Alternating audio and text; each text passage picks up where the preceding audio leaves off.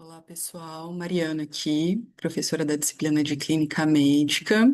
Esse vídeo está sendo destinado, né, aos alunos da Clínica Médica 2 e a gente vai fazer uma discussão online aqui hoje sobre síndrome respiratória aguda grave no contexto dos diagnósticos de influenza e Covid-19. Só para contextualizar aqui um pouquinho, né? A gente está gravando essa aula aí para que a gente consiga discutir um pouco essa temática com o objetivo da construção de prescrição médica.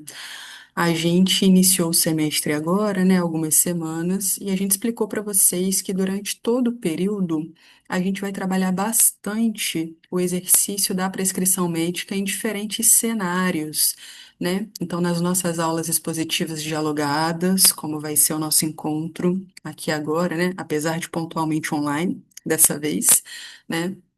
No contexto da visita à terapia intensiva que vocês vão realizar e também nos cenários de simulação realística, né? Durante todo o semestre, nesses diversos cenários, a gente vai trabalhar com vocês o racional e a construção da prescrição médica. Então, aqui hoje, né, ao final aqui da nossa discussão, eu vou propor que vocês pausem o vídeo, tá?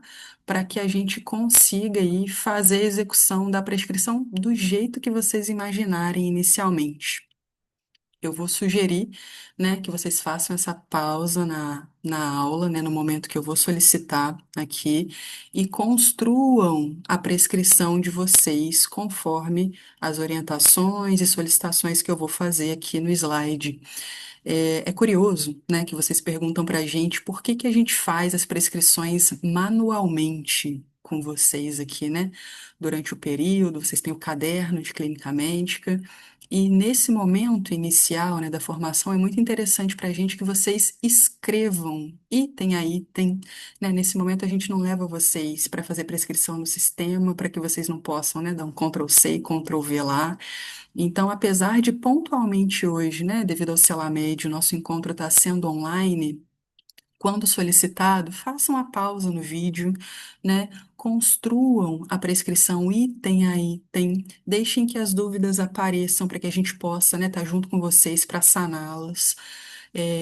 Qualquer dúvida, né, que por eventual acaso eu não consiga esclarecer aqui durante a nossa conversa, procure, né, qualquer um de nós professores, me procurem na próxima semana para que a gente possa esclarecer. Como, né, eu já adiantei, a gente vai trabalhar inúmeras vezes durante o semestre esse exercício de prescrição médica, mas pontualmente quanto ao exercício de hoje, qualquer dúvida que ficar, né, me procurem aí nas próximas semanas para que a gente possa estar pessoalmente juntos e sanar qualquer dúvida.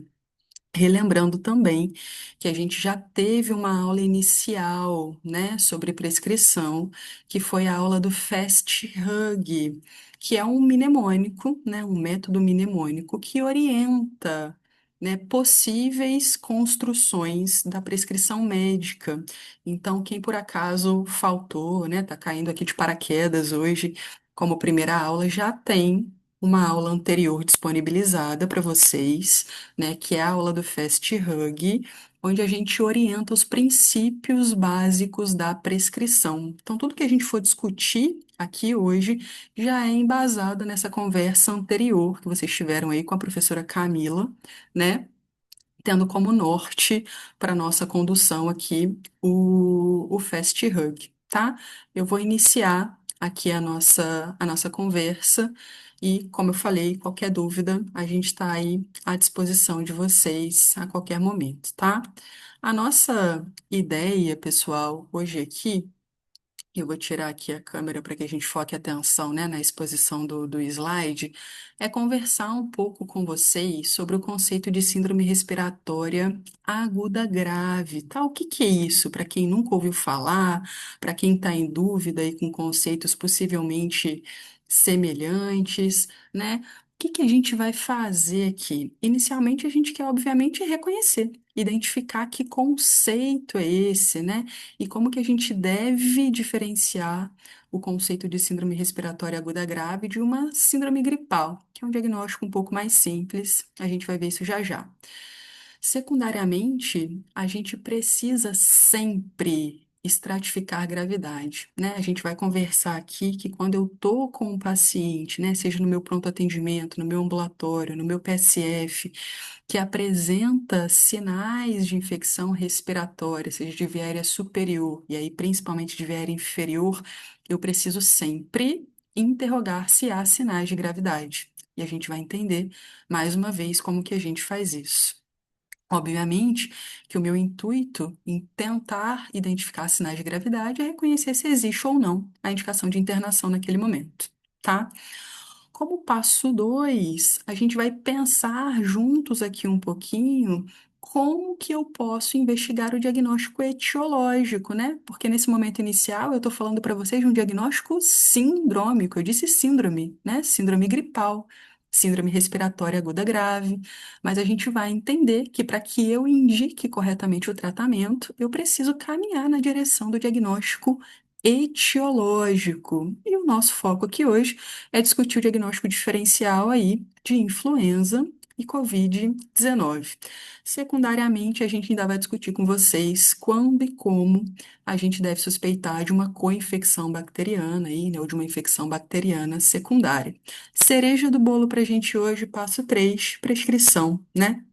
Aqui a gente vai discutir um pouco mais detalhadamente, né, o suporte de O2, né, quando indicado nesses pacientes, como a gente deve fazer, as terapias específicas, né, então se há terapias antivirais, quando elas estão indicadas, como eu prescrevo essas terapias quando indicadas, e a gente ainda tem um tópico aí para a gente falar da indicação de corticoterapia no COVID, né, tromboprofilaxia nos pacientes internados e também, né, não menos importante, aí ressaltar que a gente sempre deve evitar terapias que não têm evidência. Isso vai ficar mais claro para vocês no decorrer da aula. Bom, vamos lá. Chega de introdução, né? E vamos aí ao que interessa, tá? O que que é uma síndrome gripal, pessoal?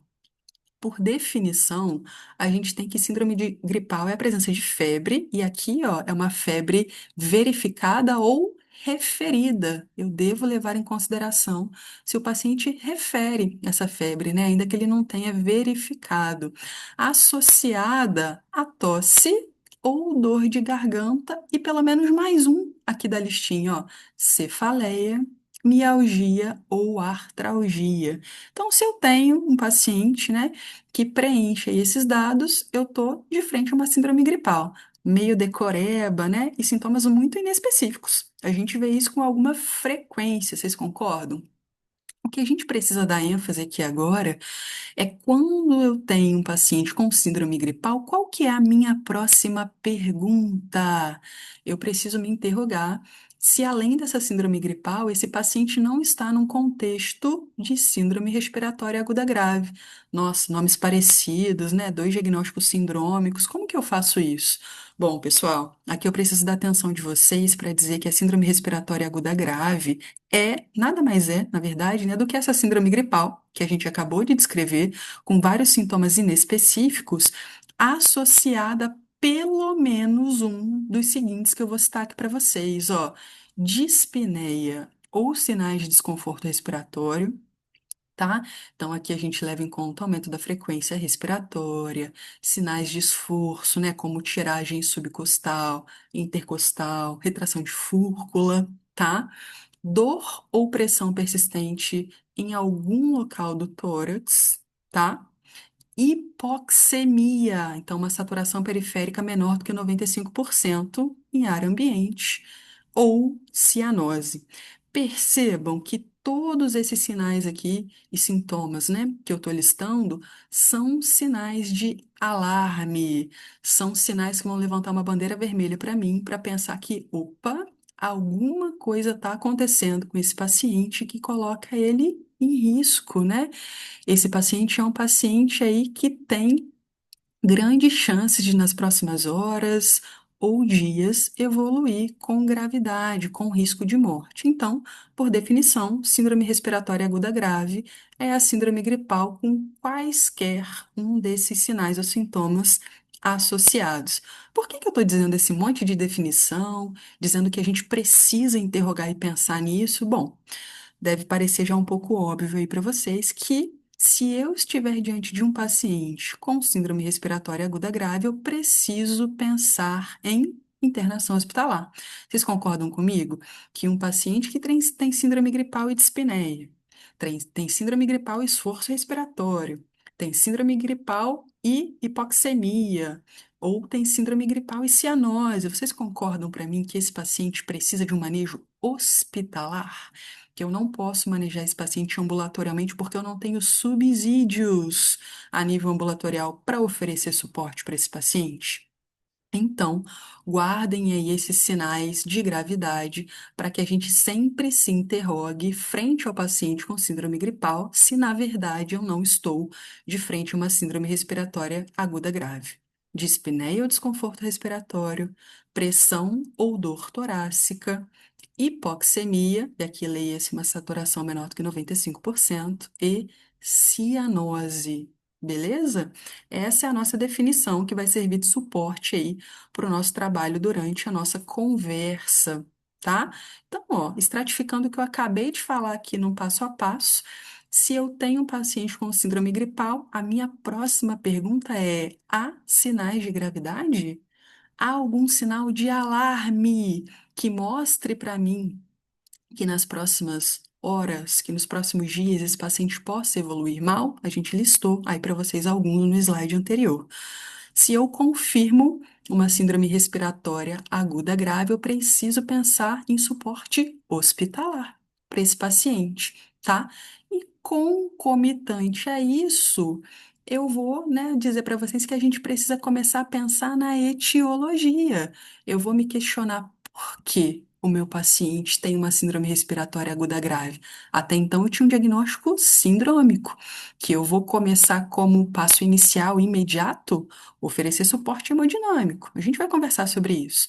Se o paciente está hipoxêmico, eu preciso suplementar O2 para esse paciente, né? Seria o suporte aí imediato, mas eu preciso começar a pensar na etiologia para que eu consiga tratar o paciente de maneira adequada. Eu preciso que vocês entendam que essa pesquisa etiologia, ela é investigada em paralelo ao suporte. Eu não posso primeiro deixar o paciente lá sentadinho, né, ficar pedindo um monte de exames, ficar pensando sobre várias etiologias, sem oferecer o suporte. Primeiro, a gente tira o paciente do risco iminente de morte. E aí, em paralelo a isso, a gente vai questionar sobre a etiologia. A gente está falando para vocês que a cereja do bolo, né? Talvez aí do semestre da nossa conversa hoje, é a prescrição.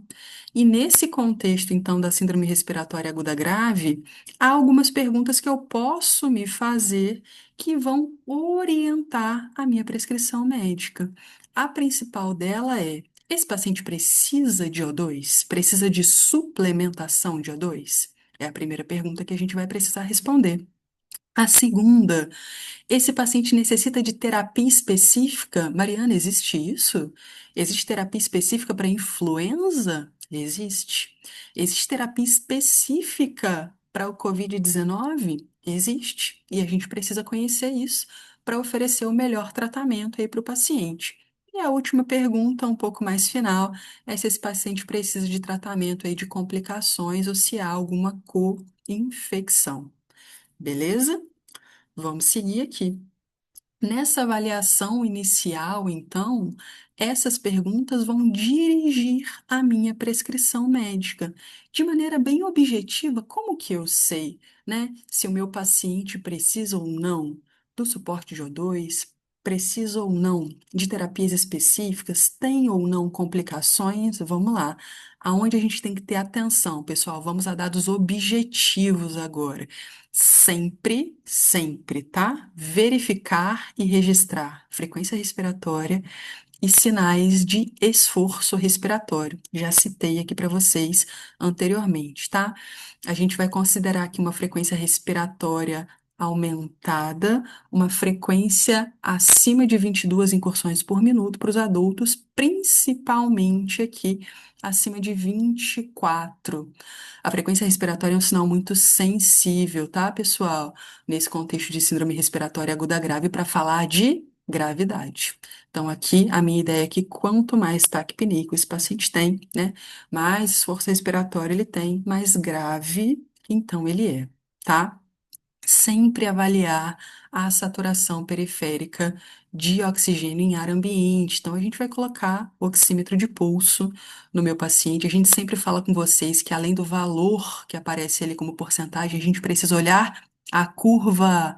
Se a curva que está aparecendo ali na minha oximetria é fidedigna, como que eu sei?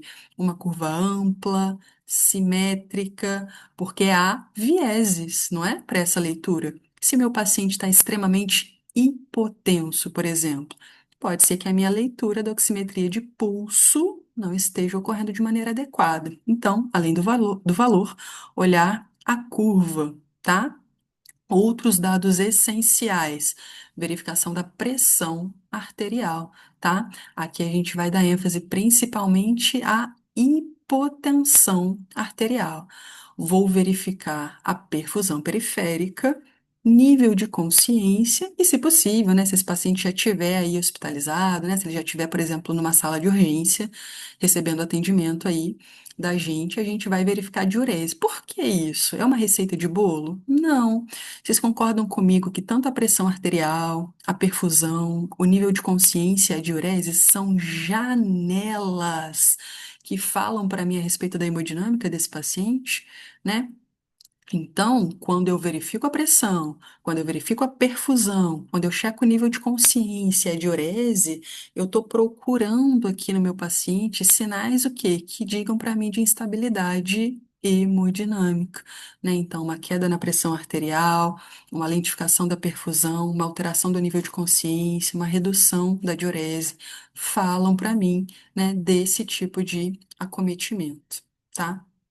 Dois outros tópicos aqui para a gente finalizar essa parte é sempre verificar a presença de comorbidades. A ideia aqui é que quanto mais comorbidades esse paciente tenha, maior o risco dele evoluir mal, né? Se eu tenho um quadro infeccioso vigente, muitas das vezes as comorbidades são o quê? Descompensadas. Então, isso é um fator de risco para uma evolução desfavorável. E na anamnese, sempre tentar pesquisar o tempo de sintomas. Vocês vão ver que isso lá na terapêutica específica vai ser importante para a gente. Qual que é a mensagem desse slide? Atenção aos sinais de alarme. Verificar sempre se o paciente tem sinais de instabilidade hemodinâmica. E aqui a gente deu ênfase, né? Tá forçando aqui a repetição na importância da verificação da frequência respiratória, dos sinais de esforço respiratório e da saturação periférica. Não pode esquecer de verificar isso, já que a gente está falando aí de síndrome respiratória aguda grave. Bom, existem pistas clínicas que me façam aí suspeitar de influenza ou de Covid? A resposta é não. É muito difícil, pessoal, que apenas com a história clínica, né, a avaliação dos sinais e dos sintomas desse paciente, a gente possa fazer uma diferenciação entre influenza, perdão, e Covid-19, né? Os sintomas são muito inespecíficos e semelhantes.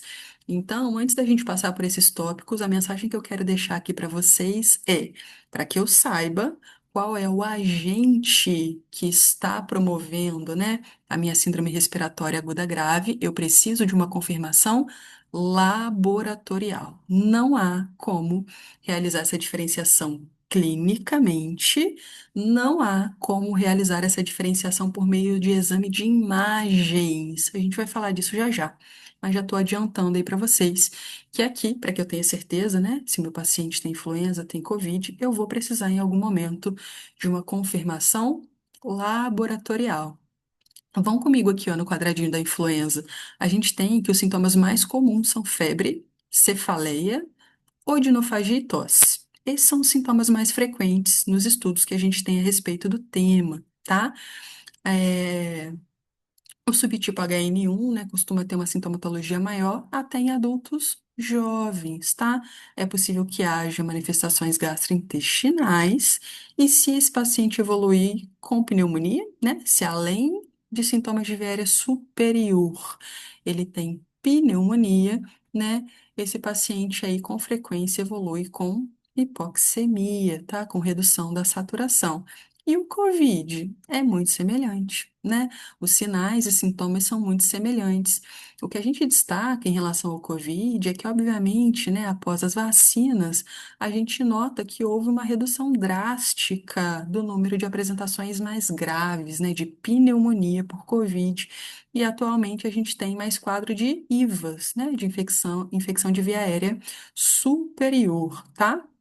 A gente tem que ter atenção a alguns casos que fogem um pouco, né, do comum, então pacientes imunossuprimidos, por exemplo, né, talvez eles façam mais comumente infecção de via aérea inferior, tá? O infiltrado, que a gente vai ver aqui nos exames de imagem, podem ou não ocorrer nesse paciente imunossuprimido, tá?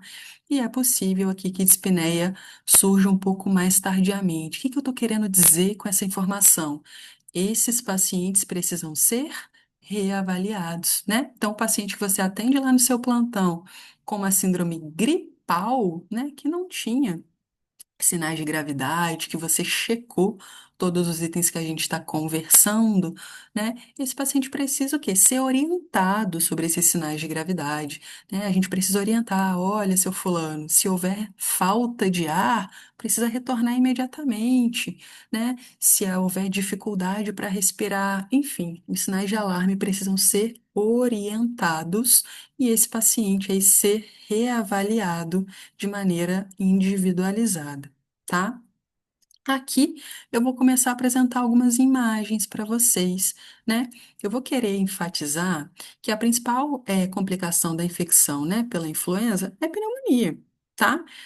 E, geralmente, como que essa pneumonia se manifesta? Olha que interessante. Além de hipoxemia, que a gente já falou, né, que geralmente ocorre, o que eu tenho na imagem, na maior parte das vezes, é um acometimento bilateral. Olha que interessante. Vocês viram com a gente, período passado, inúmeros casos de pneumonia adquirida na comunidade, nas enfermarias, né? E em boa parte das vezes, né, na verdade, na maior parte dos casos, o acometimento, como que era na pneumonia adquirida na comunidade, na pneumonia bacteriana, né? Geralmente era o quê? A presença de uma consolidação, com broncogramas aéreos e o quê? Unilateral, né? Na grande maioria das vezes, aqui não. Então, quando eu tenho uma pneumonia por influenza, geralmente o acometimento é bilateral. Então, é a primeira ênfase que eu quero dar aqui para vocês, tá?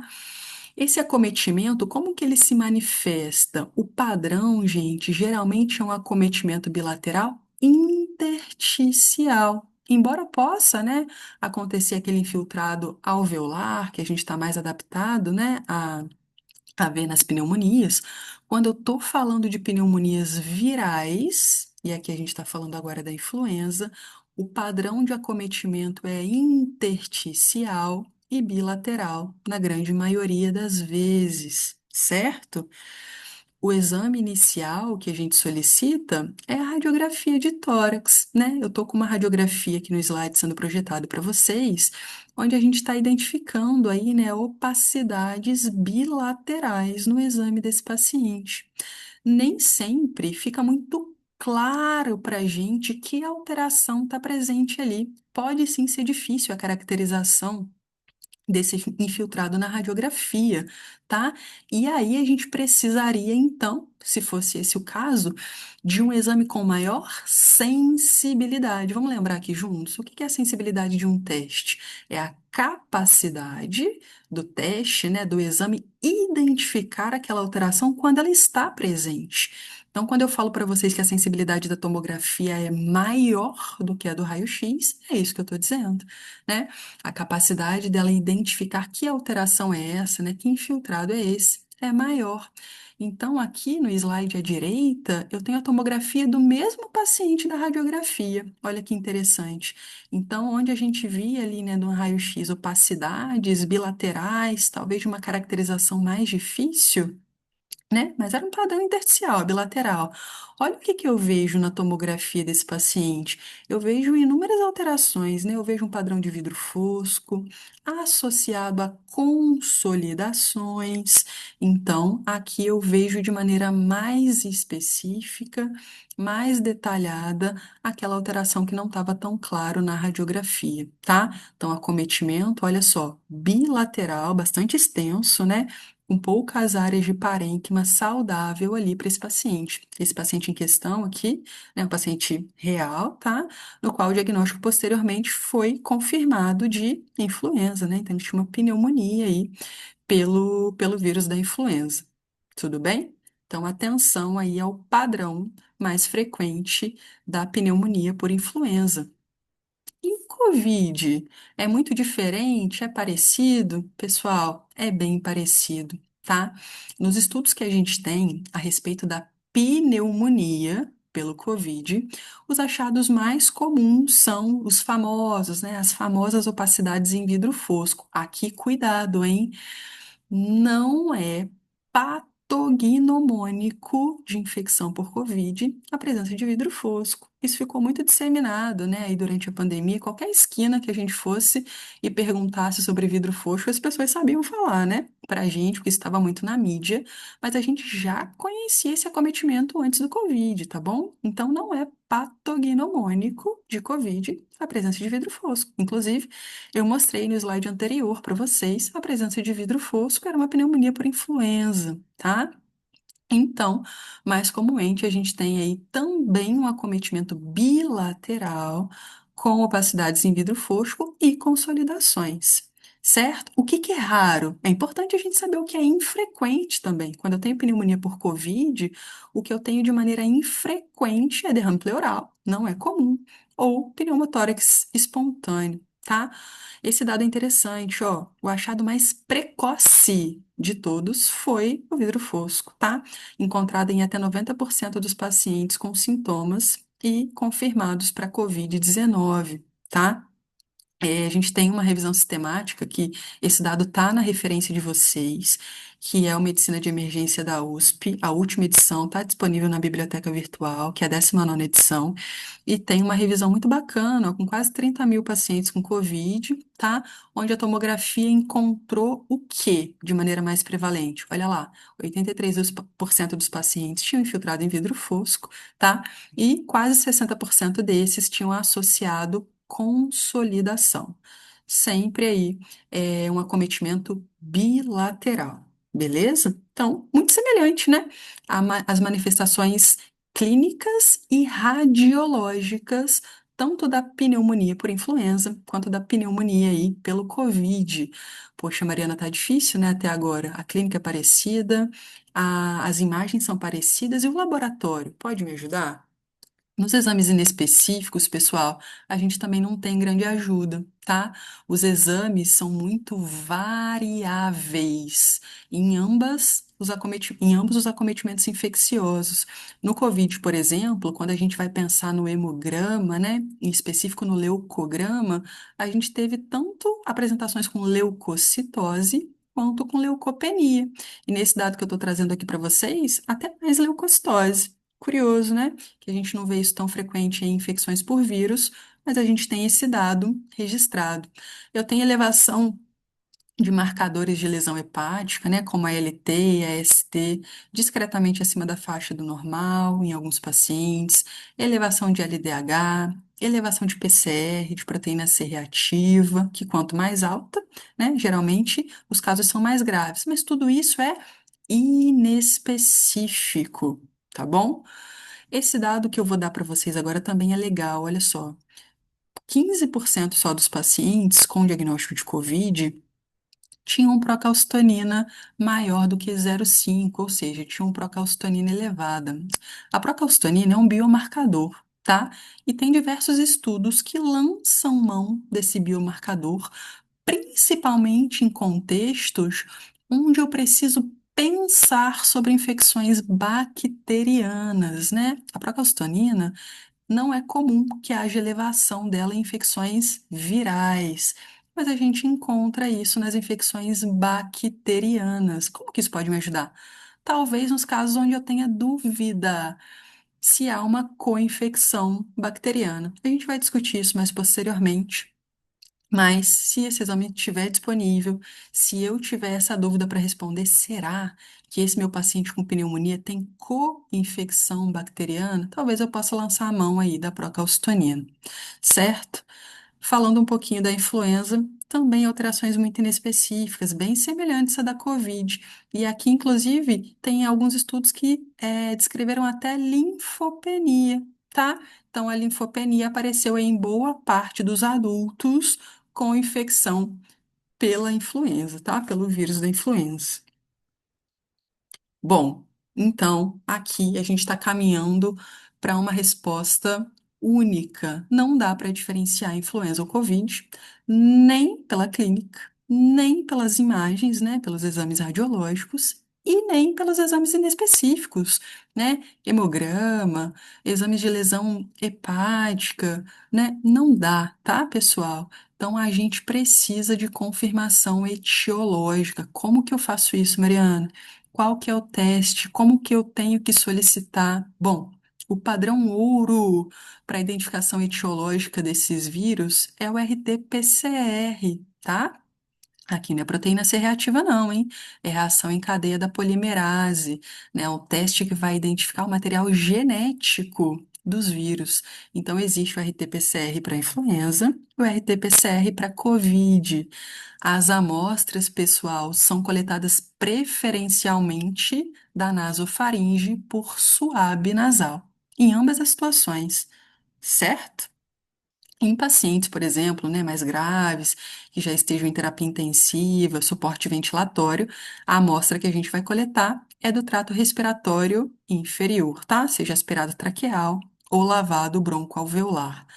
Sorologias, pessoal, não é recomendada as sorologias para o diagnóstico agudo de nenhuma das duas condições. Vamos lembrar aqui que a nossa resposta sorológica, né, que a nossa produção de anticorpos demora, né? Na grande maioria das vezes aí, vários dias ou semanas, né? Na grande maioria das vezes aí, em torno de 14 dias. Então, para o diagnóstico agudo, não é sorologia que a gente vai solicitar.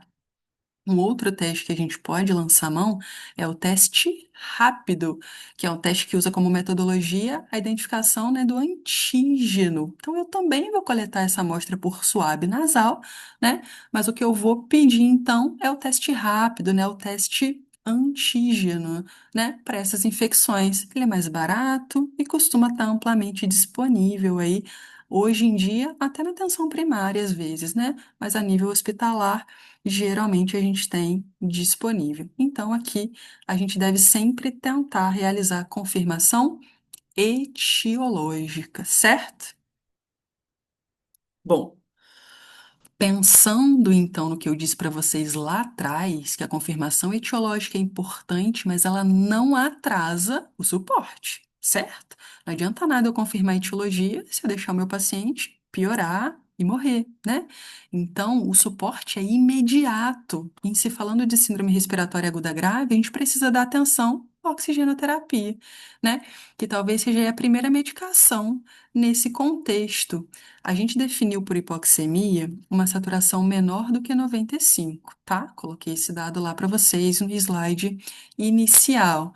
Uma saturação menor do que 90, pessoal, marca uma gravidade muito importante. Menor do que 95 já é hipoxemia. Se essa saturação é menor do que 90, bandeira vermelha, tá? Para esse paciente. E se o paciente está hipoxêmico, eu preciso suplementar O2, certo? A gente vai falar dos dispositivos que vocês já conhecem, né, do período passado, mas eu preciso deixar o meu paciente saturando a 100%? Uma pergunta que a gente sempre faz para vocês. A resposta é não. Vamos lembrar aqui que a hiperóxia também é danosa, né? Eu posso aumentar aí a liberação de radicais livres. Então, a meta prática é manter uma saturação entre 90 e 96 para a grande maioria dos pacientes, tá? Como que a gente vai fazer isso? A gente fala isso lá no sétimo período, né? A gente fala para vocês, ó, utilizar sempre a menor FO2 capaz de atingir essa meta de saturação, entre 90 e 96. Joia? Essa é a nossa meta. Como que a gente oferece O2? Bom, eu posso utilizar desde dispositivos de baixo fluxo e posso ir escalonando de acordo com a resposta do meu paciente.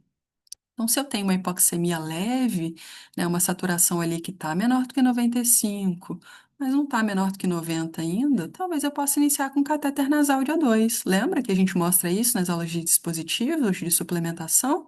Lembrando que o catéter nasal varia entre 0,5 e 5, né, ou 6 litros por minuto. Se esse paciente não responde bem, né, não apresentou uma saturação na minha meta ali quando eu ofereci oxigênio por catéter, eu posso progredir isso, né, para uma máscara simples, ou mesmo uma máscara com reservatório e até, né, KNAF ou VNI, né, o catéter nasal de alto fluxo e a VNI, que são dispositivos já apresentados para vocês também aí anteriormente. Beleza? Essa avaliação é individual, né? Eu preciso estar ali perto do meu paciente, reavaliando ele à beira-leito, para saber se ele responde ou não à terapêutica que eu estou implementando, né? E propondo ali, se ele está tendo melhora do esforço respiratório, da frequência respiratória. Aqui um ponto de atenção antes de eu passar o slide. Pessoal, a gente vai utilizar esses dispositivos se não houver uma indicação clara de intubação orotraqueal, né? Então, se houver uma indicação absoluta de intubação orotraqueal, né? Obviamente que a gente vai proceder à intubação orotraqueal. Como que é a prescrição do O2? Eu tenho que prescrever O2? Eu posso só pedir? Eu posso só falar? O oxigênio precisa estar na prescrição médica. Então, eu vou dar um exemplo aqui para vocês. Se a gente escolheu, né, um catéter nasal de O2, como que eu vou prescrever? Vou colocar lá, ó, oxigênio por catéter nasal e eu tenho que escolher o fluxo. Isso tem que estar descrito na minha prescrição. Aqui, por exemplo, ó, 3 litros por minuto e ACM, e a critério médico que eu posso pedir para aumentar, posso pedir para reduzir, mas é uma maneira da gente prescrever o O2, então, por catéter nasal, sempre reavaliando esse paciente. Então, esse paciente, né, que tem síndrome respiratória aguda grave, ele vai ser o quê? Internado, né? Então, eu tô com ele ali naquele momento na sala vermelha, tô suplementando O2 e tô reavaliando se há melhora do trabalho respiratório, da frequência respiratória, da saturação. Se eu não conseguir melhora, eu escalono o dispositivo para um dispositivo que tem um fluxo maior, que consiga ofertar uma FO2 maior, e tô sempre ali à beira-leito reavaliando esse paciente. Bom, aqui a gente destacou o O2 porque é o que geralmente o quê? Faz a ponte para a gente, né? Geralmente é o suporte que o meu paciente vai precisar ali para sair desse contexto, né, de gravidade, melhorar esses sinais de alarme que a gente descreveu, a dispneia, a taquipneia, a hipoxemia, até que a gente esteja investigando em paralelo a etiologia, tá? E aí, pessoal, quando eu estou, então, progredindo nessa investigação etiológica, eu solicitei, por exemplo, lá o meu PCR para influenza e ele veio positivo. E agora? Acabou o meu trabalho? Existe terapia específica? Existe antiviral, né? É famoso, né? O Tamiflu, que é o nome comercial, a droga é oseltamivir, né? No contexto da influenza, mas quem recebe, né? Quem são os pacientes que têm indicação de receber? Bom, todos os pacientes, tá? Com influenza suspeita ou confirmada que vão ser hospitalizados. Mariana, eu não tenho a confirmação ainda, mas eu fiz o diagnóstico sindrômico de uma síndrome respiratória aguda grave e isso pode ser influenza. Esse paciente recebe antiviral? Recebe. Mariana, esse paciente já veio para mim com um teste positivo para influenza e eu fiz o diagnóstico de uma síndrome respiratória aguda grave, então ele vai ser hospitalizado. Recebe antiviral? Recebe, tá?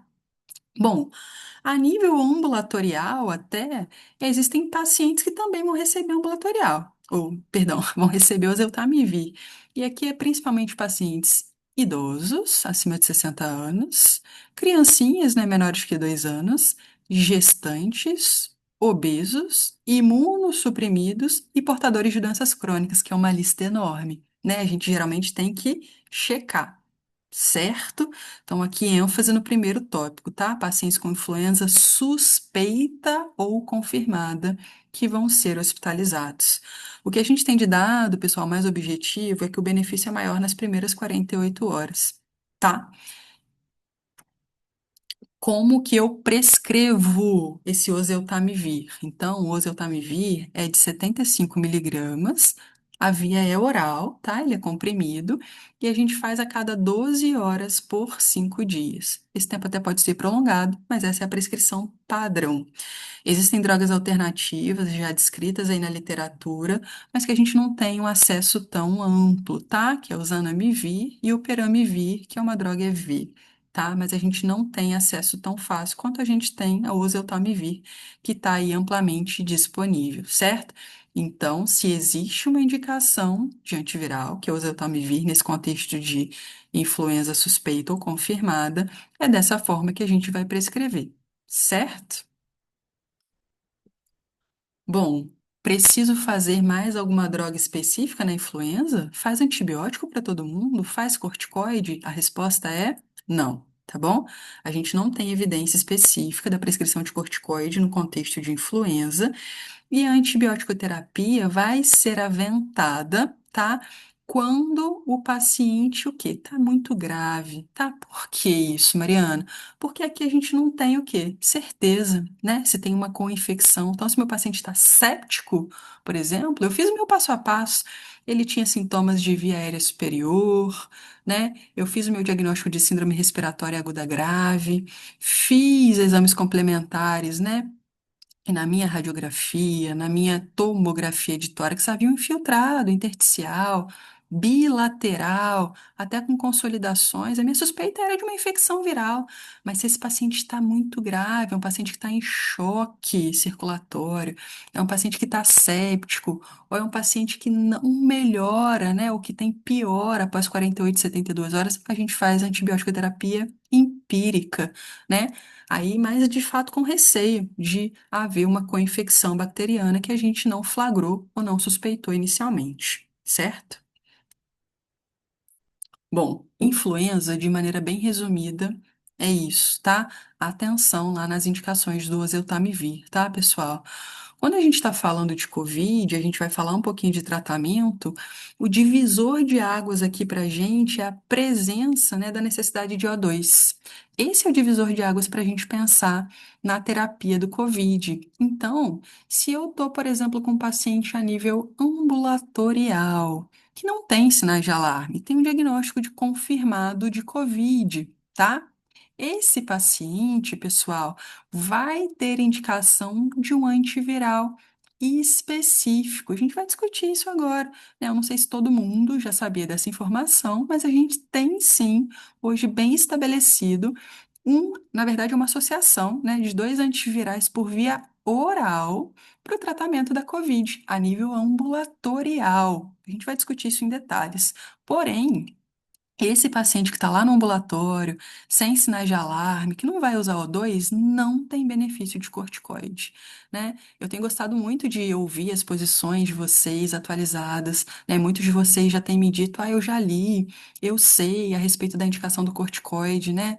No contexto de COVID, eu já vi algum estudo. E aí, atenção aqui agora, pessoal, a prescrição de corticoterapia no contexto de COVID é apenas quando esse paciente tem a necessidade de O2. Então, é aquele paciente que está lá na atenção básica, que vai ser tratado ambulatorialmente, que ele está com COVID, mas é uma doença leve, né, moderada, não tem necessidade de O2, ele não vai usar. O meu paciente com COVID e necessidade de O2, aí sim a gente vai prescrever corticoide para ele e a droga de escolha é a dexametasona. Vamos detalhar isso já já. Em resumo, sem necessidade de O2, o meu paciente não ganha corticoide. A gente vai discutir a indicação de antiviral por via oral. Paciente com COVID e necessidade de O2, ou seja, ele está hospitalizado, vai receber corticoide, tá? Salvo outras medicações aí que a gente vai descrever. Beleza? Bom. O corticoide de eleição, né, nos pacientes, então, com COVID e necessidade de O2 é a dexametasona, tá? Posso usar outros se não tiver disponível dexametasona? Pode, tá? Mas se houver dexametasona, ela é a droga de escolha. Como prescrever? Então, dexametasona 6 miligramas, tá? Ao dia por até 10 dias, tá? Se o paciente for de alta antes, a gente interrompe antes. Se ele ficar no hospital por 14 dias, a gente interrompe com 10 dias. O máximo, então, que a gente vai fazer aí são o quê? 10 dias nesse contexto, tá? A gente tem aí a apresentação de dexametasona tanto por via oral, tá? Que é um comprimido de 4 miligramas, e a gente tem a apresentação endovenosa também. Vou mostrar um exemplo de prescrição já já para vocês, certo? Mais uma vez, hein? Apenas para pacientes com COVID e necessidade de O2, beleza? O seu paciente que está lá a nível ambulatorial com COVID não ganha dexametasona, porque os estudos não demonstraram benefício, beleza? Aqui, ó, um ponto muito importante. Quem tá cansado aí, tá assistindo a aula com sono, dá uma balançadinha na cadeira, respira fundo, porque aqui a gente tem um ponto de atenção, pessoal. Todos todos os pacientes internados com COVID recebem profilaxia farmacológica para TEV. Lembra lá da letra T do Fast Hug? Né? Então, aqui a gente tem uma prevenção do tromboembolismo venoso, tá? Todos os pacientes que são internados com COVID vão receber essa profilaxia farmacológica. E o paciente do ambulatório? Meu paciente da atenção básica que não vai internar, não existe indicação de anticoagulação para esses pacientes. Tá bom, pessoal? A professora Camila, na aula de Fast Hug, mostrou para vocês alguns exemplos, né, de drogas utilizadas na profilaxia. Profilaxia é prevenção, né? Estou querendo prevenir que o meu paciente faça um evento tromboembólico. E a droga mais usada é a enoxaparina, por via subcutânea. Qual que é a dose? Existem protocolos institucionais, né, diferentes, mas a dose, perdão, mais utilizada é a de 40 miligramas uma vez ao dia. Daqui a pouco eu mostro o exemplo na prescrição para vocês, mas então, enoxaparina, 40 miligramas por via subcutânea, uma vez ao dia, tá bom? Bom, a gente falou se prescreve ou não antibiótico lá na influenza e aqui no COVID. Prescreve sempre? A resposta é a mesma, né? A resposta é não, tá? A gente não faz antibiótico de maneira rotineira quando eu tenho um paciente com pneumonia por COVID. Aliás, ele tem uma pneumonia por um agente viral, tá?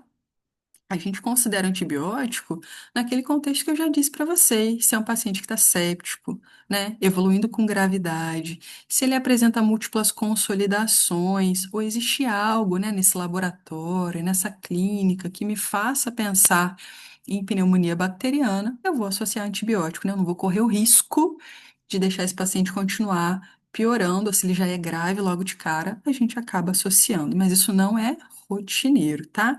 Depende aí desse julgamento clínico. E se eu for começar antibiótico, lembrar aí de colher hemoculturas, idealmente antes da gente iniciar o antimicrobiano.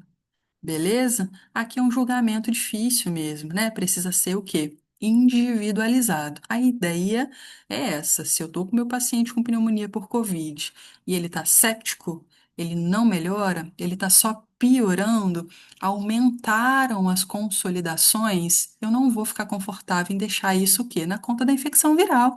Apesar da gente ter visto, né, que o vírus também pode promover consolidação. Mas aí, nesse contexto, a gente vai associar antibiótico. Não é comum, tá? Que haja associação de pneumonia bacteriana com pneumonia por COVID, tá? A porcentagem nos principais estudos é baixa. Bom, então se eu não vou fazer antibiótico rotineiro, já saquei a ideia do corticoide. Mas existe alguma terapia específica, igual a gente falou lá para influenza? Eu já dei um spoiler para vocês, né? Quando eu falei que existe sim um antiviral que está aprovado, na verdade, mais de um. Talvez essa aqui seja a maior novidade para vocês. Essa associação, ó, do Nirmatrelvir com ritonavir recebe o nome comercial de Paxlovid. Talvez vocês já tenham ouvido, né, falar aí nesse nome comercial, tá? Então, o Paxlovid é o nome comercial da associação desses dois antivirais aí que eu estou projetando na tela para vocês, tá? Para todo mundo? Não, né? Vamos pensar aqui em que situações a gente vai indicar, então, o Paxlovid. O paciente tem que ter COVID positivo, né? Testado, tô com a confirmação etiológica, não pode ter passado do quinto dia de oxigênio, de doença, perdão, e não tá usando oxigênio. O que que eu tô querendo dizer? É o paciente que não está hospitalizado, é o paciente que está lá na atenção primária ou no seu ambulatório, tá? Ele não tem hipoxemia, não tem sinais de alarme, mas aí tem um adendo, presta atenção, ó. E com alto risco de progressão para doença grave. Então, não é para todo mundo, né? Todo paciente que está lá na atenção primária com diagnóstico positivo de COVID ganha Paxlovid? Não. Então, ele é COVID positivo, tá até o quinto dia de doença, não precisa de O2, né? Não vai ser hospitalizado e tem um alto risco de progressão. Mariana, como que eu sei que o paciente tem um alto risco de progressão? Calma, vamos chegar lá, tá? A dose aí é dessa associação de medicações, tá? A cada 12 horas por 5 dias. É comprimido, tá, pessoal? É via oral. Quem são, então, esse grupo que tem um alto risco de progressão, pessoal? Bom, esse risco é baseado na idade, no estado imunológico e nas comorbidades. O que que a gente tem descrito nos documentos do Ministério da Saúde? Ó, quem são os pacientes com maior risco de progredirem de maneira desfavorável? Pacientes idosos, né, principalmente acima de 75 anos, tá? Independente se estão vacinados ou não, certo? Esse é o primeiro dado que a gente tem, que eu vou levar em consideração para falar, esse paciente talvez progrida mal. Segundo, um adulto de qualquer idade que tem algum o quê? Imunocomprometimento. Ele tem alguma doença, então, aí de base, alguma comorbidade que promova imunocomprometimento, tá? E a última, que é a mais difícil de todas, né? Olha só, adultos de qualquer idade com múltiplos fatores de risco para progressão. O que que é isso? Tem uma lista, pessoal, gigantesca de comorbidades que o Ministério da Saúde lista para poder aventar que esse paciente pode progredir mal. Não tem como decorar tudo, tá? Está lá na lista as comorbidades que a gente mais comumente trata, né? As doenças crônicas, hipertensão, diabetes mellitus, insuficiência cardíaca, obesidade, doença renal crônica. A gente deve o quê? Checar isso, né? Então, se eu tô com um paciente com COVID positivo, que tem doença leve ou moderada, né? Ele vai ser tratado a nível ambulatorial, não precisa de O2. Para eu pensar na indicação do Paxlovid, são esses itens que eu levo em consideração. E aí a lista de comorbidades. Tem que checar. A ideia é que quanto mais comorbidades, maior o risco de progressão desfavorável desse paciente. Então, haveria indicação do Paxlovid, tá? Então, medicação via oral para pacientes com COVID que serão tratados ambulatorialmente apenas, tá? Doença leve a moderada. Isso aqui é muito importante, né? O óbvio precisa ser dito, lembra disso? O que que não é prescrito para COVID? Todos esses itens aqui, pessoal: cloroquina, hidroxicloroquina, ivermectina, azitromicina com o intuito, né, de terapia antiviral, tá? Colchicina. Todas essas drogas, pessoal, foram testadas exaustivamente em inúmeros estudos. Houve algumas drogas que apresentaram uma ação antiviral in vitro, né, contra o coronavírus, mas nenhuma delas manteve o seu efeito a nível de evidência clínica. Então, nenhuma dessas drogas está aprovada, tá, para o tratamento de COVID, certo? Vamos para um casinho clínico, para a gente dar uma agitada aqui, uma movimentada na nossa conversa, depois de ressaltar pontos importantes aí, né, dos diagnósticos diferenciais entre influenza e COVID, das terapias específicas. Bom, vamos pensar que a gente está recebendo no pronto atendimento do HMC um homem de 48 anos que é professor. Tá? Na HDA, ele conta pra gente que há 4 dias ele apresenta febre, tosse seca, mialgia, cefaleia e astenia. Olha só. Então, eu já posso pensar aqui que esse cara tem síndrome gripal. Quem não pegou a ideia, volta lá, ó, no slide anterior, inicial, né? Primeiro slide, porque esse paciente tem síndrome o quê? Gripal. A minha próxima pergunta é: além de síndrome gripal, ele tem síndrome respiratória aguda grave? Tem sinais aqui de gravidade, de alarme? Vamos ver. Há cerca de 12 horas ele iniciou dispneia aos esforços. Opa, já fechou, porque basta um, né? E dispneia era o primeiro da minha lista lá. Ele referiu ainda a redução do apetite, mas está ingerindo líquidos. Não tem dor torácica, não teve síncope, hemoptise, não está confuso, né? Ele relatou contato recente com um paciente aí, ou com um amigo que tinha síndrome gripal, beleza? Então, esse paciente tem uma síndrome respiratória aguda grave, certo? Ele é hipertenso, diabético tipo 2 e usa losartana de 50 miligramas a cada 12 horas, amlodipino de 5 miligramas pela manhã e glifage de 500 miligramas aí após o café da manhã, almoço e jantar. Ele não fuma, tá? Ele está consciente, orientado, conversa com a gente normalmente, né? Com um discreto aumento aí do trabalho respiratório, não tem sinais de esforço, tá? Respiratório. Sinais vitais, ó, pressão arterial de 160 por 90, a frequência cardíaca de 104, a frequência respiratória de 24, ele está com febre, a saturação dele é de 92% em ar ambiente, o Glasgow é 15. Na avaliação do aparelho respiratório, né, há murmúrio vesicular bilateralmente, mas a gente identifica crepitações em ambas as bases, não há sibilância e nem uso aí de musculatura acessória. A ausculta, né, do aparelho cardiovascular é normal e o tempo de enchimento capilar está preservado, né, é menor do que 3 segundos. Quando a gente progride, né, para uma avaliação imaginológica, né, a gente tem essa radiografia, ó, do nosso paciente também, né, com uma opacidade bilateral, talvez maior aqui, né, aparentemente à direita na radiografia. E quando a gente progride para um exame de maior sensibilidade, que é a tomografia, o que a gente encontra aí, né, principalmente a presença, né, de infiltrado bilateral em vidro fusco, né, com um predomínio o quê? Periférico, mas há também a presença de o quê? Consolidações bilateralmente, né? Dá para eu fazer um diagnóstico etiológico até aqui? Não, né? Mas eu preciso pensar que nesse contexto de história, exame físico e imagem, eu estou de frente a uma possível, que uma provável, na verdade, o quê? Pneumonia viral, né? E pensando nos agentes mais frequentes, o que que a gente fez? Ó, a gente solicitou, né, o RT-PCR aí, ou teste antígeno, né, para COVID-19, foi coletada uma amostra, né, ali da nasofaringe, ele veio, olha só, positivo, né? Então agora a gente tem um diagnóstico etiológico, meu paciente tem uma pneumonia por coronavírus, né? Por Covid-19. Aqui é o momento da pausa, galera. A gente falou que a gente ia dar uma paradinha e aí a gente vai internar esse paciente, né? Paciente no contexto de síndrome respiratória aguda grave, né? Devido a uma pneumonia por Covid. Não tem outros sinais de alarme, né? Tem uma hipoxemia leve, tem uma frequência respiratória aí discretamente aumentada, não tem sinais de esforço respiratório, aparentemente não tem sinais o quê? De instabilidade hemodinâmica, né? Não está hipotenso, não tem alteração do nível de consciência, tá? E esse paciente vai ser internado e eu quero que vocês realizem a prescrição médica para as primeiras 24 horas de internação.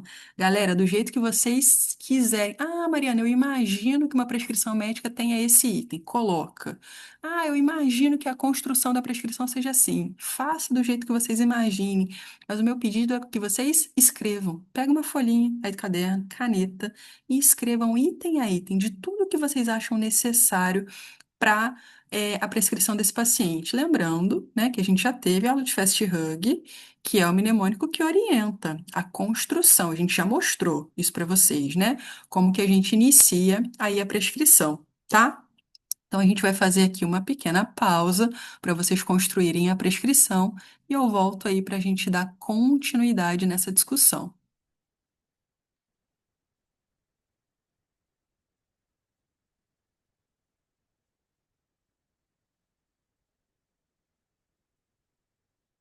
Bom, eu espero que cada um tenha gastado aí o tempo que achou necessário, né, para realizar a prescrição com bastante calma, feito a pausa no vídeo conforme sugerido, e a gente vai para a discussão aqui, né, de quais itens, opa, a gente pode ou deveria colocar aqui na prescrição desse paciente. Bom, de maneira bem objetiva, né, a respeito da decisão de internação, a gente já falou que esse paciente tem um diagnóstico, então, né, de COVID com acometimento pulmonar, ele tem pneumonia, né?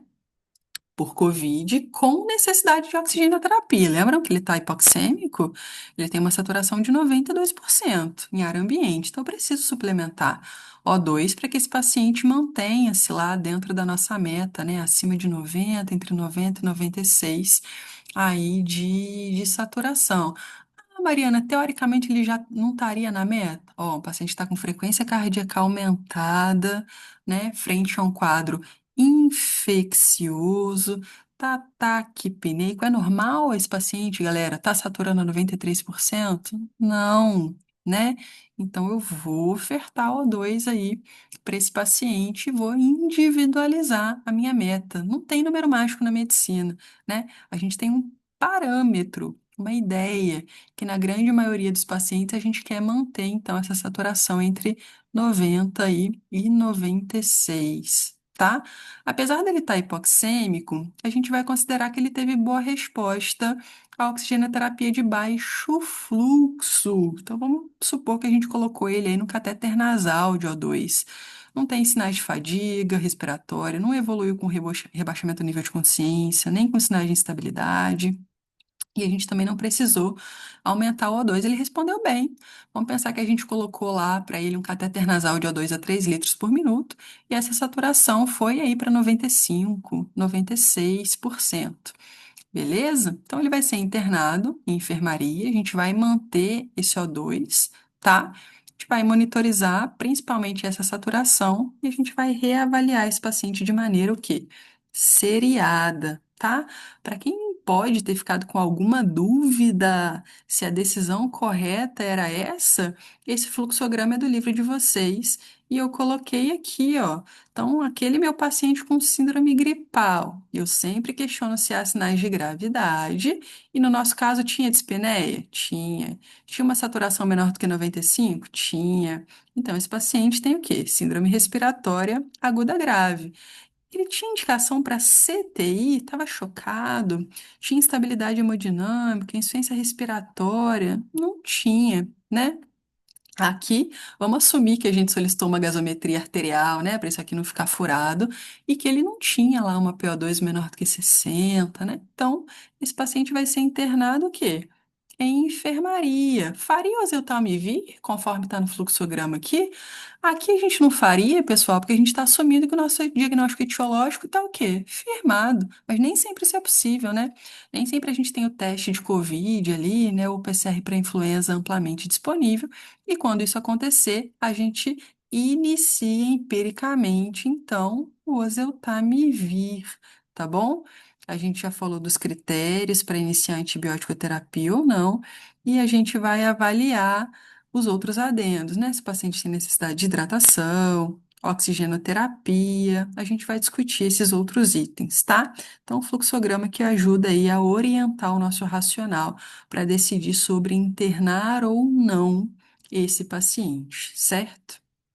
Aqui, ó, eu coloquei uma prescrição inicial possível, não é receita de bolo, tá?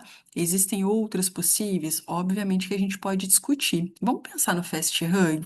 O F é de feeding, né? De dieta. Então, o item um geralmente, da prescrição é o quê? A dieta, né? Se esse paciente não tem sinais de esforço respiratório, melhorou muito, né? Com O2 em baixo fluxo, a gente pode liberar a dieta para esse paciente? Pode, pessoal. A gente não liberaria o quê? Se esse paciente tivesse esforço respiratório, né? Se a gente estivesse vendo que, apesar das nossas medidas iniciais, esse paciente está piorando. Por quê? Aí eu vou pensar que talvez esse paciente daqui a pouco, o quê? Vá para intubação orotraqueal. Aí talvez fosse dieta zero. Mas aqui não, né? Paciente que ficou muito confortável, eu acho que a gente pode aí, ó, colocar para ele uma dieta, né, hipossódica e para diabetes mellitus. O item 2 geralmente é acesso ou hidratação. Pessoal, soro é droga. O paciente de vocês tem necessidade de hidratação venosa? Ele está com a via oral pérvia. A gente vai fazer dieta, então ele pode beber água? Pode, né? Ele tinha algum sinal de desidratação, de hipoperfusão, né? Tinha necessidade de ressuscitação volêmica? Não. Então não tem essa história de internou, pendura um sorinho. Soro é droga e precisa de indicação bem fundamentada. Aqui a gente não tinha. Então esse paciente fica com acesso venoso salinizado, que é um acesso que fica pronto ali, né? Uma veia puncionada. Se eu precisar fazer uma medicação de emergência venosa, aquele vaso está disponível. Olha só o item 3. Geralmente no item 3 a gente coloca a medicação ou as medicações específicas para a condição que levou o paciente à internação. O nosso paciente está internando por quê mesmo? Porque ele tem uma pneumonia por COVID, né? Lembra da indicação do corticoide nesse contexto? Então aqui está muito bem indicada a dexametasona, 6 miligramas, lembra? E a gente vai manter isso aí por até 10 dias. Coloquei duas opções ali para vocês, ó. O comprimido, que é a apresentação de 4 miligramas, então seria um comprimido e meio, né?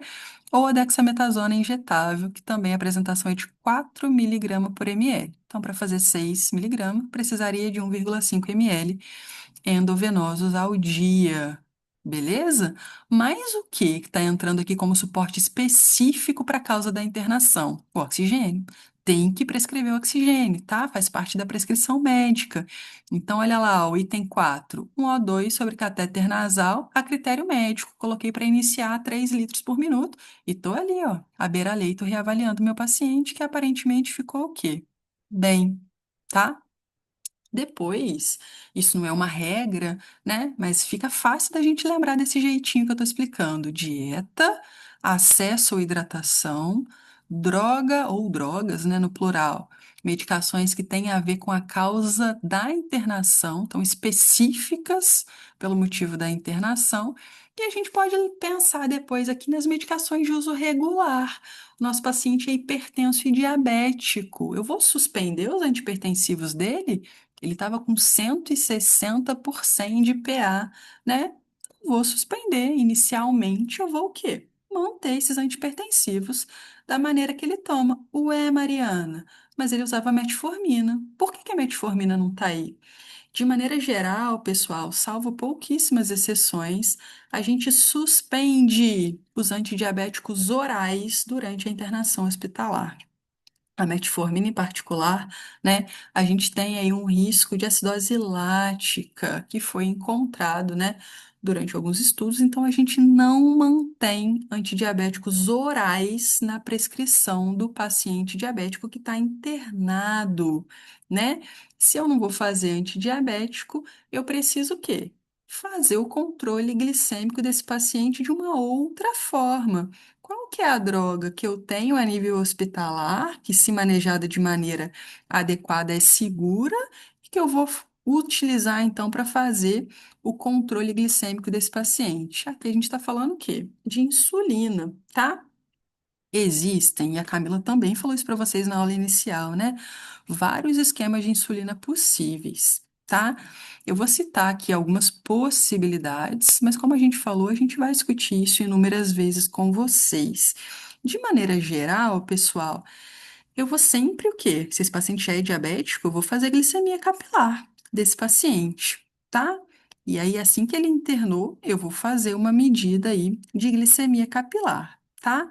Se esse paciente, pessoal, tem uma glicemia, né, que ficou até 200, não passou de 200 nas medidas que eu fiz, eu vou fazer para ele uma insulina basal em dose baixinha, tá? O que que a gente tem no SUS? Geralmente NPH. Baixinha é quanto, Mariana?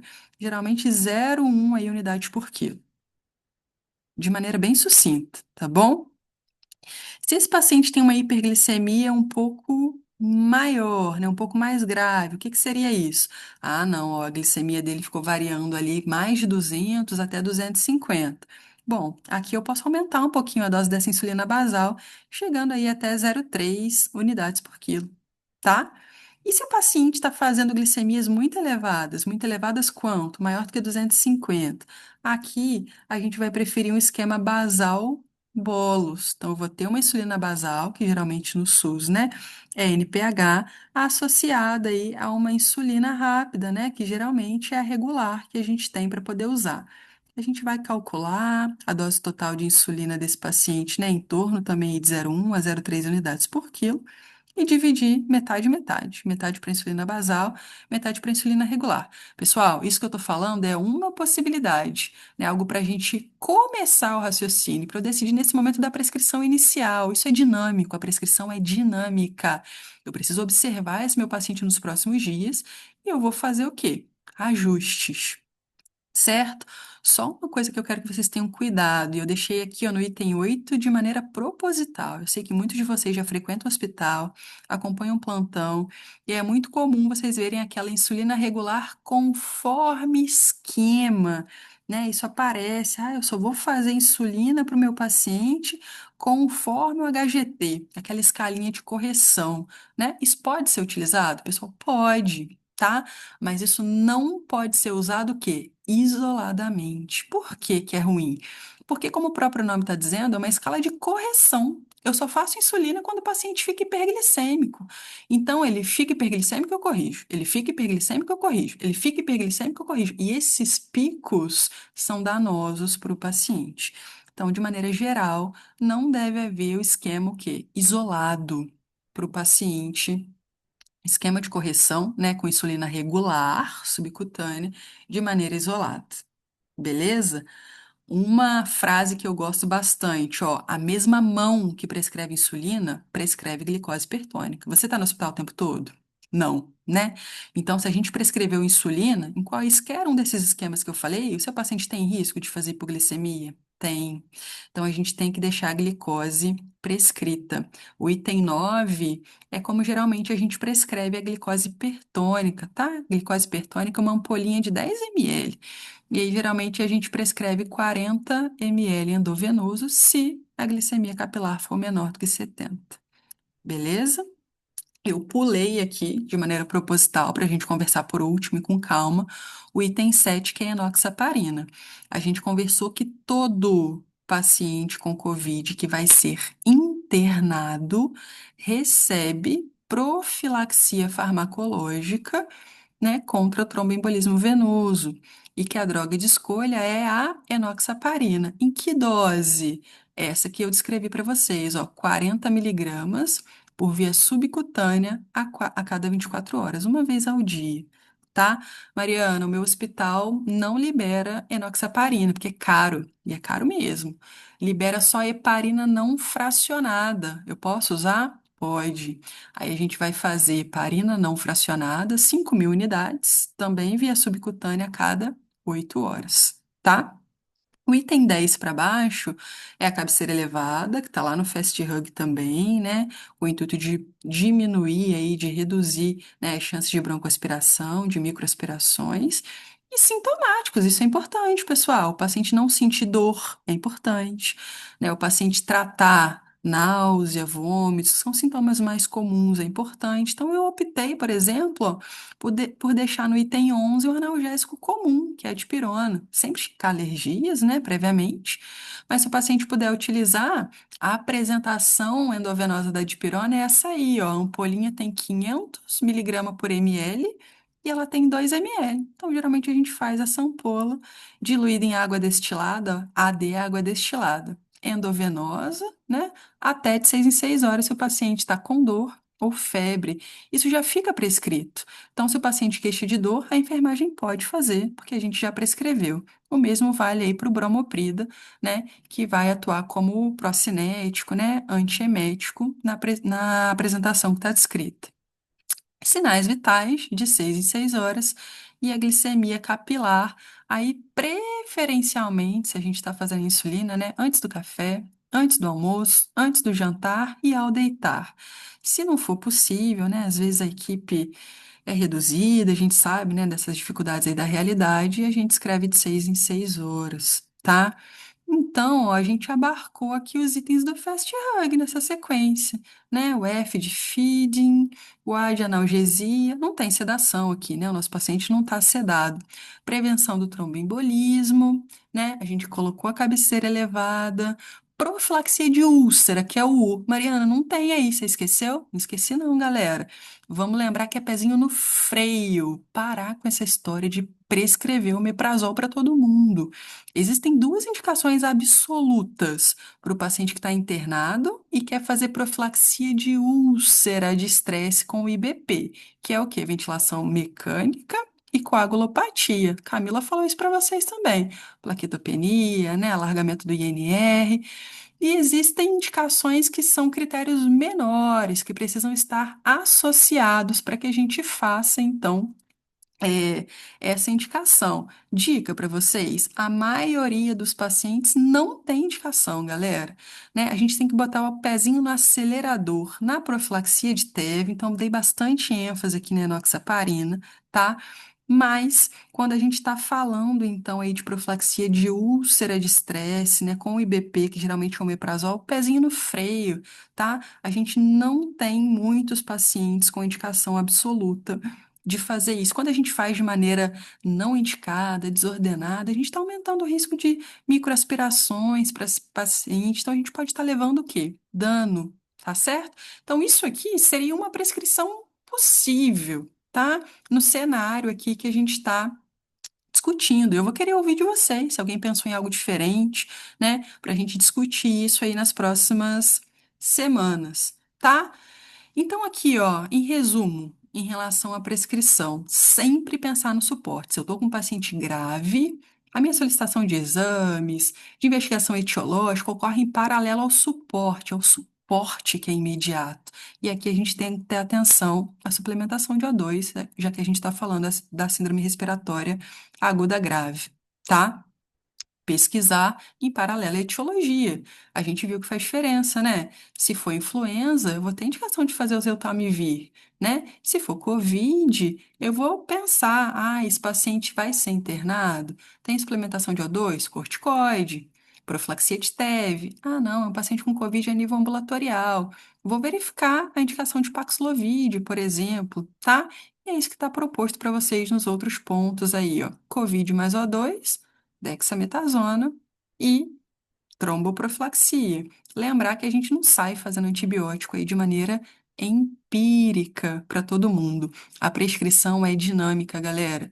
Se eu prescrevi alguma coisa e daqui a 1 hora, 2 horas, um dia, o quadro do meu paciente mudou, eu vou lá mexer nessa prescrição. Posso precisar cancelar algum item, posso precisar adicionar algum item, né? A gente não pode ter uma postura passiva, né? A gente tem que estar sempre preocupado aí com a melhora do nosso paciente, tá? Então, as mensagens finais para vocês é que a síndrome respiratória aguda grave, como o próprio nome está dizendo, é um diagnóstico o quê? Sindrômico, atenção aos sinais de gravidade, para que a gente ofereça da maneira mais precoce possível suporte, suplementação de O2, suporte hemodinâmico, se necessário, antes mesmo da confirmação etiológica. Isso corre em paralelo. Mas a etiologia é importante? É. Porque se eu acho a etiologia, eu tenho como dirigir o tratamento, tá? Como a gente falou aí, do oseltamivir na influenza, do corticoide, né, para o COVID com necessidade de O2. Não prescrever antibiótico de maneira automática, individualizar os casos, tá? E para a gente fechar, né, vocês vão dar uma olhada no capítulo que está aqui nos capítulos como referência, vão ver que existem outras terapias, tá? Já aprovadas para COVID. Em destaque está lá para vocês o Remdesivir, que é um outro antiviral, o Tocilizumab, que é um inibidor da interleucina 6. São drogas mais caras, que a gente tem menos disponíveis, mas que já estão aprovadas. Tá bom? O Remdesivir tanto para tratamento ambulatorial quanto hospitalar, mas é uma droga venosa. Então, isso aí de administração ambulatorial é difícil. E o tocilizumab tem critérios muito específicos, né, que a gente não detalhou aqui com vocês, porque não é o objetivo desse momento, né? O objetivo é que vocês conheçam as principais drogas, trabalhem o diagnóstico sindrômico, reconheçam sinais de alarme de maneira precoce, iniciem um suporte adequado para esses pacientes e saibam aí fazer a prescrição do tratamento específico, tanto no contexto de influenza quanto no contexto, de Covid, tá bom? A nossa referência, então, é o Medicina de Emergência, né, abordagem prática da USP. A última edição é a 19ª, e existem dois capítulos, né, tanto o capítulo de influenza quanto de Covid, que está lá no material complementar, bem lá no finalzinho, tá? Então, olhem o capítulo, a gente vai discutir novamente os itens de prescrição, como a gente conversou no decorrer do período, mas eu estou aqui disponível para quaisquer dúvida, para ampliar as discussões, né, do que a gente falou aqui, mas eu espero que tenha sido produtivo para vocês essa apresentação dos diagnósticos sindrômicos e de uma ideia inicial aí do manejo tanto da influenza quanto do Covid. Tá bom, pessoal? Um abraço para todo mundo, viu?